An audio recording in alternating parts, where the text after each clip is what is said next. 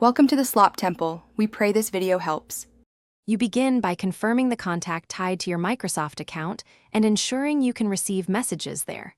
Once done, switch to a reliable network and turn off VPN or airplane mode because those often block SMS or email delivery. Make sure message filters and blocked senders aren't intercepting the code. Now open account.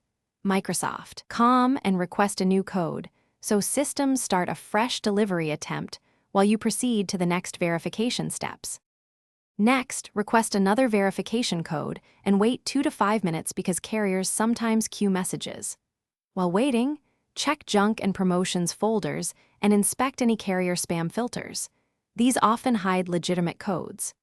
If SMS fails, choose an alternate delivery method such as the Microsoft Authenticator app or a backup email address to bypass carrier issues. Also verify device time is set to automatic since incorrect clock can invalidate time-based codes.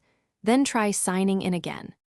To finish, clear the browser or app cache and attempt sign in a private browser session so stored tokens don't interfere.